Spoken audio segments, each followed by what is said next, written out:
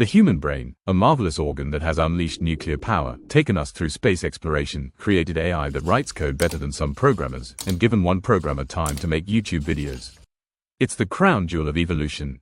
And yet, this most impressive of biological computers lacks one surprisingly simple ability. A skill you'd expect to come naturally. The ability to be truly random.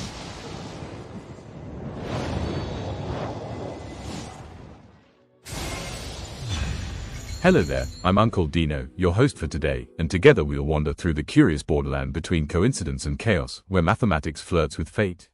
Welcome to Serendism. Today, I'd like to confront you with an uncomfortable truth: you're not as good at being random as you might think. But let's not lead to conclusions.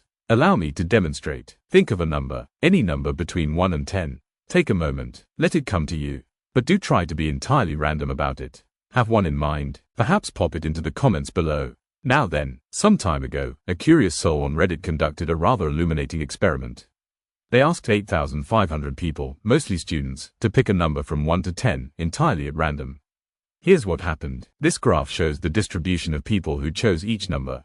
And, curiously, nearly 28% of participants chose the number 7, about 2,400 of them, to be precise. Numbers like 1 and 10, chosen by a mere 2 to 3%. The rest was somewhere in between. Odd, isn't it? If we humans were truly random, you'd expect the choices to be fairly even, a flat distribution. But that's not what happened. Why do so many of us lean towards 7? Perhaps you did as well. This, my friends, is what happens when the human brain attempts to simulate randomness. We don't choose at random, we choose what looks random to us. Which, paradoxically, isn't random at all. So, why can't we be random? First and foremost, we're pattern seekers by nature. The human brain wasn't designed to roll dice, it was designed to survive. Imagine this: you're an ancient human wandering through the woods. You notice a strange footprint near a bush. Ignore it, and you might be lunch. First blood. Recognize it as the paw print of a predator, however, and you live to see another day, and pass your clever genes on to the next generation. That instinct, spotting patterns and making connections, is deeply ingrained. For instance, if we see a certain type of footprint with claws and pads, we'll associate it with carnivorous animals that might eat humans. Conversely, if we see hoofprints, we'll associate that with perhaps a harmless deer, your next breakfast. This pattern-seeking habit has helped us survive countless times. We've learnt that dark clouds often herald rain, that strangely colored frogs are best left alone. These associations have kept us alive. But even in our modern world, where we no longer face tigers or venomous creatures on a daily basis, our brains still hunt for patterns everywhere. Take clouds, for example. You've likely gazed up and seen them form familiar shapes. That's pareidolia, our tendency to perceive patterns where none truly exist. It's why we see faces in plug sockets, animals in rock formations, or a rabbit on the surface of the moon. We're constantly mistaking this for that, and that for something else entirely. Because, evolutionarily speaking, it was better to falsely assume a shadow was a tiger than to overlook a tiger entirely. It's a marvelous trick of the mind, and once very useful. But in trying to be random, it's rather a nuisance. The second reason is what we call the gambler's fallacy, a widespread misconception wired into all of us. To explain, let me invite you to play another little game. This time, it's a coin toss game. No need for an actual coin, just imagine flipping one and jotting down the results. If you imagine the coin landing on heads, write down the letter A. If it's tails, write T. Keep going until you've noted 20 tosses in total. Yes, it'll take a moment, I'll give you a bit of time. But again, do try to make it truly random. Time's up. Now, let's look at your results. Do you have the same letter appearing 5 times in a row or more? Something like HHHHH or TTTTT? Most people tend to avoid long streaks like that because it feels too orderly. It looks suspicious, as though it couldn't possibly be random. But here's the surprising truth: if you toss a real coin 20 times, there's a 45% chance you'll get a sequence of 5 heads or 5 tails in a row. This is the gambler's fallacy at work, the belief that previous outcomes somehow influence future ones, when in fact, they don't. Every toss is completely independent. A similar misunderstanding once caused trouble for Apple's iPod. When users played songs on shuffle, many noticed songs by the same artist playing back to back. The reaction: users weren't happy. They complained that it's not truly random, even though it was absolutely, perfectly random. In the reality, true randomness does occasionally produce repeated outcomes, just like the coin toss, but that's not what users wanted. So Steve Jobs famously said, "We're making it less random to make it feel more random." Apple eventually tweaked the shuffle algorithm so that songs by the same artist wouldn't play one after another. It went from truly random to human-approved random, all to align with what our brains expect randomness to look like.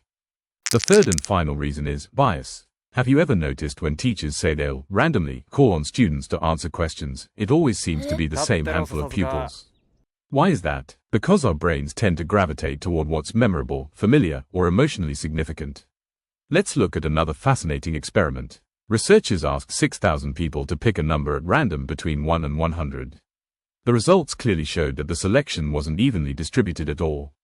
But the interesting part was the crowd's favorite numbers, 69. Nice. 7 and 77. 1 and 100. Doubles like 11, 22, 33, 44. See the pattern? These numbers aren't random at all. They stand out, they're symmetrical, funny, or pleasing to the eye.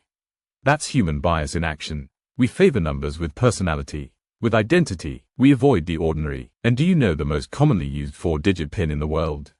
1, 2, 3, 4, followed closely by 0, 0, 0, 0 and 1, 1, 1, 1.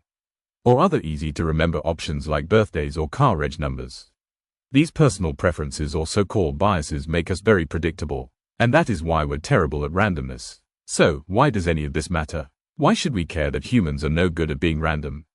Because randomness is a doorway to discovery. Think about it, which restaurant shall I pick today? I'll choose randomly, but you end up at the same place as always. I'll grab a shirt at random, but it's your favorite one again. I'll just hit play on something random on Netflix.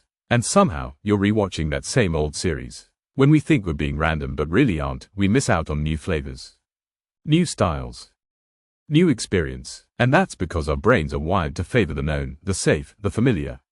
So what can you do to escape the rut? Well, that's exactly why we introduced Pickyer.com, a little website to bring more randomness into your life. Pickyer isn't just a coin toss simulator. It offers a variety of fun and creative ways to randomize your choices. Wheel of names. Open gift boxes. Pick a stars. Reveal cards.